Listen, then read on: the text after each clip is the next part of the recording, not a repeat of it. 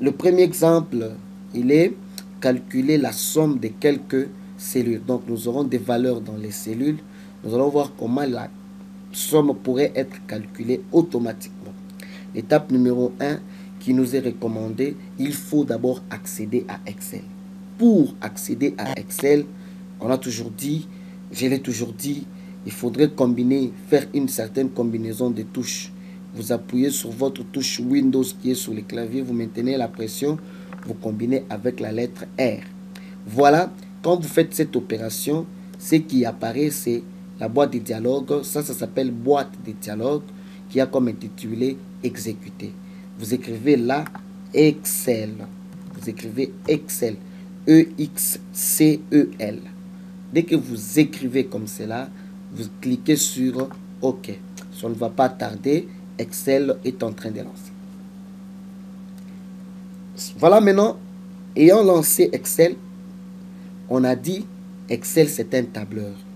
Un tableur, c'est-à-dire il organise les données sous forme d'un tableau. Visiblement, de première vue, quand on jette un coup d'œil, on se dit que c'est un tableau qui a des colonnes, qui a aussi des lignes. Alors, il y a les colonnes vont de A à la dernière colonne qui est la colonne X, F, D, qui est là.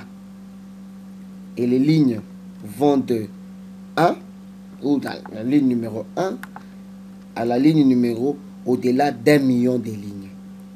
Voilà. Maintenant, nous parlions tout à l'heure là des cellules. La cellule, c'est le point d'intersection des lignes, plutôt des colonnes et des lignes. Donc là, nous sommes dans la cellule B4. Voilà, c'est ce que nous allons appeler cellule. Et ce que nous allons appeler plage, c'est un ensemble de cellules contiguës. Contiguës, c'est-à-dire qui sont les unes à côté des autres. J'ai choisi un certain nombre de cellules là. Ça s'appelle plage. Nous allons calculer la somme des valeurs qui seront dans cette cellule. Autrement dit, je vais faire la somme de toutes les valeurs qui sont dans la partie hachurée en jaune.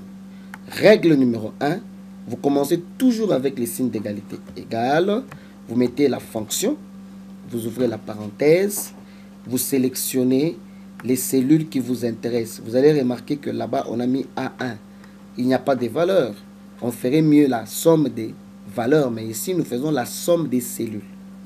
Et la dernière cellule, c'est celle qui est là. Vous mettez 2 points. Vous choisissez la dernière. La dernière, c'est la cellule C14. Quand vous faites cela, ici, la règle numéro 1, nous avons dit, nous commençons avec les signes d'égalité. La règle numéro 2, on n'utilise pas les contenus, mais on utilise les cellules qui sont les contenants. Après, nous pouvons fermer la parenthèse. Comme tout à l'heure, là, nous sommes dans la cellule D13. La troisième règle dit on ne peut pas faire référence d'une cellule dans laquelle nous sommes dans la formule. Donc, on ne peut pas encore utiliser dans cette formule D13 parce que c'est la cellule dans laquelle nous sommes. Et il est aussi recommandé d'appuyer sur la touche Entrée, de valider. Quand nous validons, vous verrez que la somme nous donne 0. Pourquoi? Parce qu'il n'y a pas de valeurs dans la partie jaune. Nous pouvons fournir les valeurs. La première valeur, nous saisissons 90. Vous verrez que 90 change. Et la somme change. Nous saisissons, ça change automatiquement. Là-bas, c'est 560. Et si je saisis, par exemple, là-bas, vous verrez, là-bas, les 560 ne changent pas parce que dans la formule, on n'avait pas spécifié toute cette partie. La partie assurée vraiment un contourné qui a un contour jaune, non plutôt un contour bleu. C'est ça la partie qui nous intéresse, qui permettra de faire la somme.